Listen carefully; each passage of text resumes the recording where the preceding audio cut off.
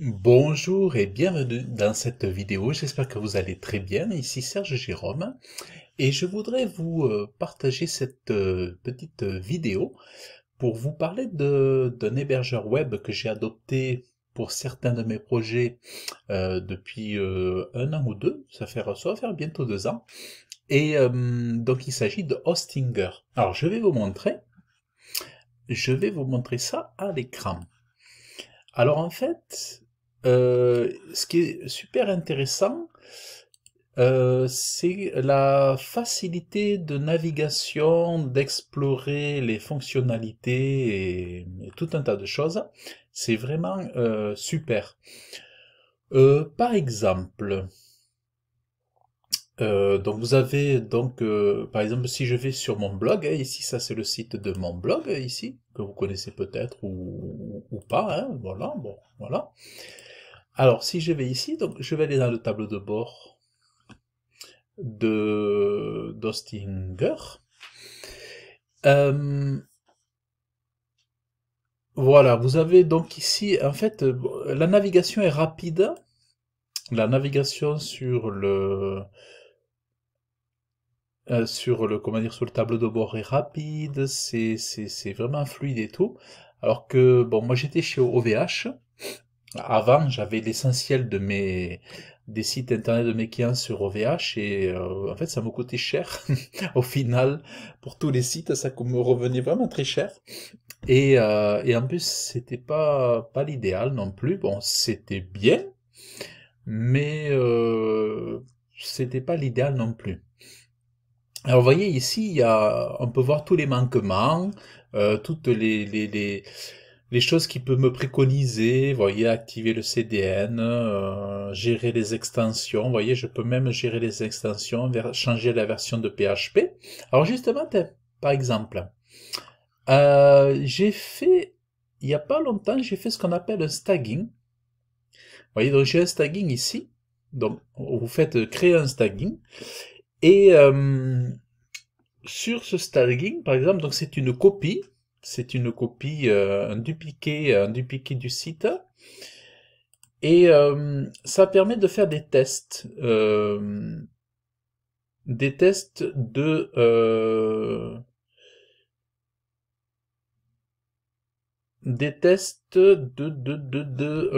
mise à jour et tout ça. Par exemple, si vous voulez euh, le passer, changer la version PHP, alors il faut que je trouve.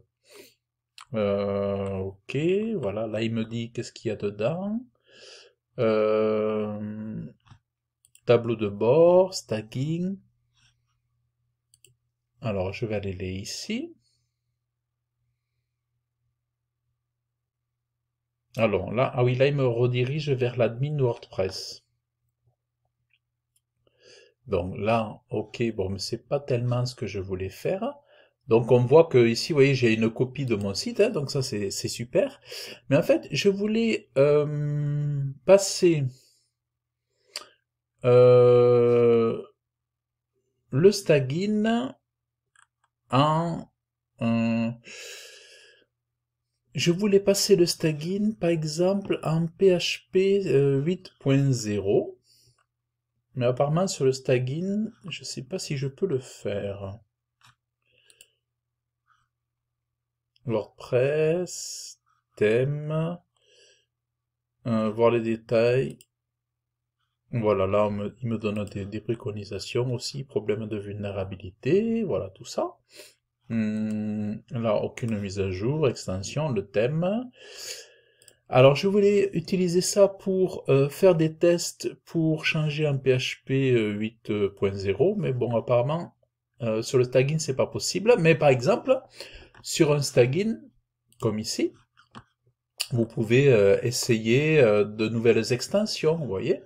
Donc ici, vous voyez, bon, il m'a mis on voit le nom il m'a mis un sous-domaine ici. Et donc ici, je peux m'amuser à tester de nouvelles extensions, voir si c'est bien ou si c'est pas bien, si ça s'adapte ou pas, est-ce que ça va mettre mon site en panne ou pas. Voilà, donc ça c'est chouette. Donc il y a comme ça, une fois que vous avez fait le test ici, que ça fonctionne, mais après vous pouvez le faire le faire sur le véritable site. Vous voyez là, il me met des recommandations. Objet cache, vous voyez, mode de maintenance. Voilà. Sécurité de... Oui, ça on l'avait. Voilà. Donc, Slagging, c'est là. Après, il y a... Bon, voilà, il y a des choses comme ça aussi. Alors ça, je l'ai jamais essayé, le pré-réglage. Bon, là, il y a une académie, vous voyez, pour se former, hein, voilà. Alors, ça, voilà, ça, par exemple, sur le site, je reste toujours sur mon blog ici. Donc, il y a le nom de domaine, l'hébergement, l'email gratuit, les sauvegardes. Donc, ici, voilà, il y a les sauvegardes quotidiennes, vous voyez, hein, ici, on peut restaurer les sites. Vous voyez, c'est très fluide, hein, c'est vraiment très, très fluide. Ensuite,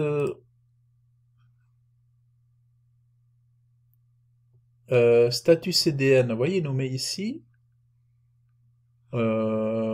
gérer. Ah, mais vous voyez, voilà, là j'ai des options que j'avais pas activées, mais vous voyez, je peux les activer ici. Euh, statut CDN. Euh, gérer.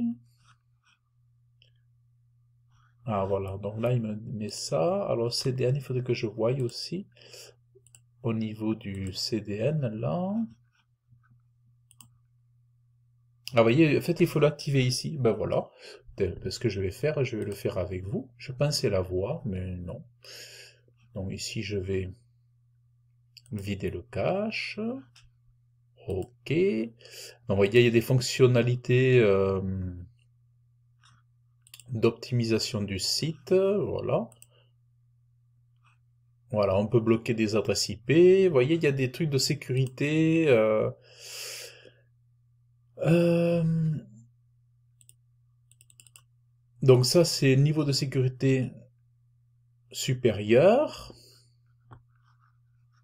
Voilà, vous voyez, il y a tout un tas de choses. Euh, voilà, donc il y a des choses qu'on peut activer ici. Donc il faut faire attention, parce que des fois ça peut tomber, mettre le site en panne. Donc faut tester, revenir en arrière. Mais là, c'est pour vous montrer les choses. Euh, analyse. Voilà, on a ça. Alors, cache d'objets. Sécurité.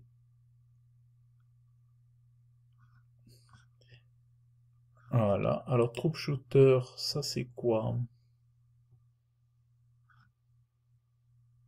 Votre site est en parfait état. Voilà, ça, c'est ce qu'on avait vu. Sécurité, ça, on l'a vu. Voilà, bon, ok. Alors, ce qui est chouette, c'est qu'en fait... alors, attendez. Euh, te- te- te- Apparemment, je crois qu'on peut aussi faire les mises à jour à partir d'ici, des plugins et tout ça.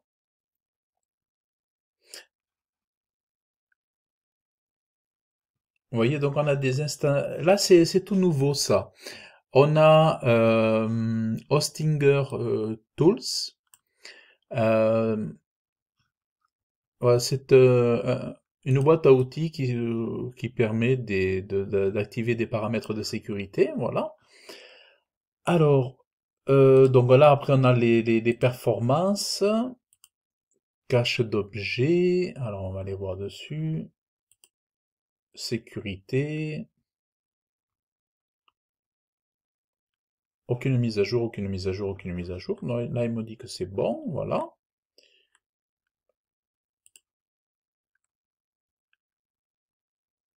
Ah, mise à jour sélectionnée, voyons voir.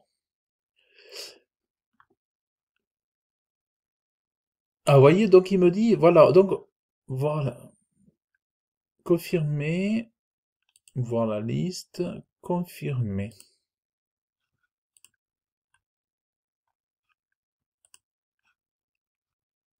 Alors, je sais pas si on peut le mettre à jour, voilà, là je suis en train de, voilà, de regarder. Bon, il y a des choses vous voyez, on peut activer le mode de maintenance depuis ici aussi. Donc ça, c'est chouette.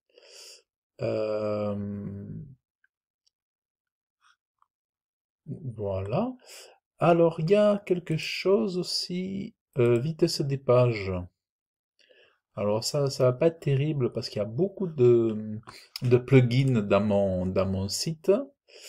Analytique, voilà, bon, ici, vous voyez, on a les analyses, tout ça, tout ça.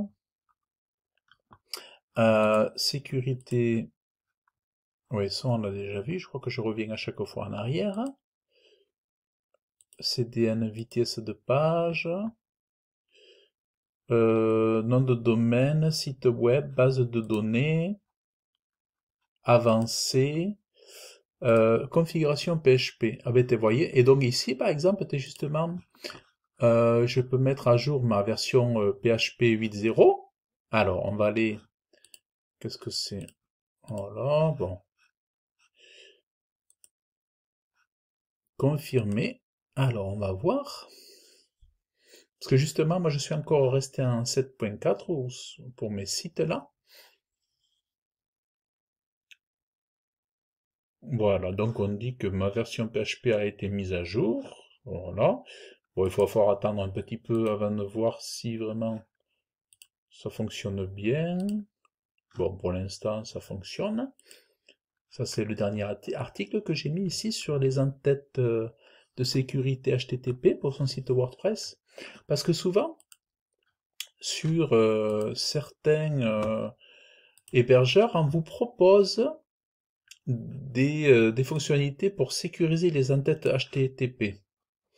Alors, je sais pas si on va le voir.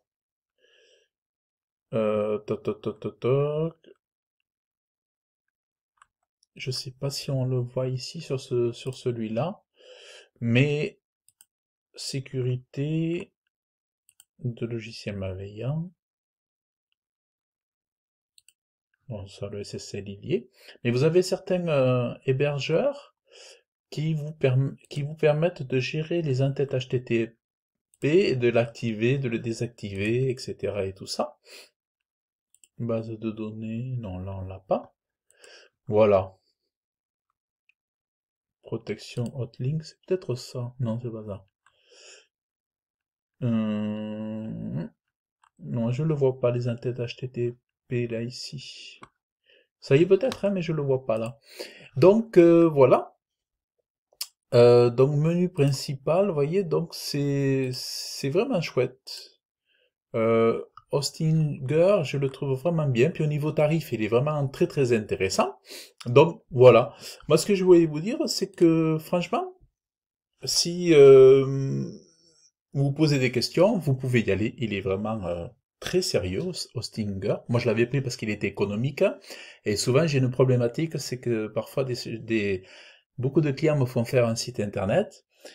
Et des fois, eh bien, ils décident d'arrêter en cours de route leur projet. Des fois, ça tient un an, des fois même pas un an. Des fois, c'est au bout de 2 ans, ça arrête, tout ça. Donc, plutôt que de mettre des frais énormes dans des hébergements web, eh bien, on compare sur un premier tarif plutôt économique. Et ensuite, donc, ce que je fais, c'est que je parraine certains clients, par exemple, et après, je fais l'administration. Euh, alors vous allez voir, par exemple, site web, par exemple, il y a des clients que j'administre, vous voyez, ça c'est un client ici, moi je lui avais fait le site, ça c'est un client ici que j'administre, et je peux modifier leur site web, voilà, vous voyez ici, donc, et ce client est venu avec enfin je lui fais un parrainage, hein. Et en fait quand je parraine quelqu'un, si vous, dans la vidéo, je vais vous mettre un descriptif, non, je vais vous mettre un lien de parrainage dans la vidéo, et en fait, vous ferez l'économie, alors attendez, vous ferez une économie de 10 ou de 20% si vous passez par mon lien. Alors moi j'aurai une commission de 20% et vous aurez une remise de 10%. Voilà, donc si vous passez par mon lien de parrainage, Donc voilà, sous cette vidéo, je vous mettrai mon lien. Si vous passez par là, j'aurai une petite commission, ce sera bien sympa. Et puis vous aurez une remise de 10%. Mais en tout cas, voilà, je vous recommande Hostinger. Moi, j'étais passé par là à l'époque parce qu'ils avaient fait beaucoup de publicité sur Black Friday. Et j'avais vu des tarifs vraiment super. Et comme ils avaient de très bonnes réputations et de très beaux avis clients, j'ai dit, bon, allez, je vais foncer, je vais voir. Et puis mon expérience s'est très très bien passée, ça passe très très bien. Voilà, franchement, sans hésitation, j'ai encore certains de mes achats qui sont faits chez OVH, notamment les noms de domaine. J'ai pas mal de noms enfin, j'ai beaucoup de noms de domaine qui sont là-bas encore chez OVH. Peut-être certains sites encore qui sont restés là-bas. Et, euh, et donc voilà. Bon, eh bien, écoutez, j'espère que cette vidéo vous aura plu. Si vous vous posiez des questions sur quel hébergeur web choisir, eh bien voilà, c'est peut-être une orientation à prendre ou à tester pour un ou deux de vos sites web. Donc je vous invite à liker cette vidéo, vous pouvez laisser des commentaires, je vous invite à vous abonner à ma chaîne YouTube. Et si vous voulez créer votre mini-empire web au top, en lien de cette vidéo, vous avez un descriptif, vous avez un lien, vous pouvez cliquer dessus et je vous enverrai quelques emails de temps en temps pour vous donner mes petites astuces et conseils sur l'optimisation de sites web, sur le référencement naturel et plein d'autres choses. Voilà, donc je vous dis à très bientôt, bye bye.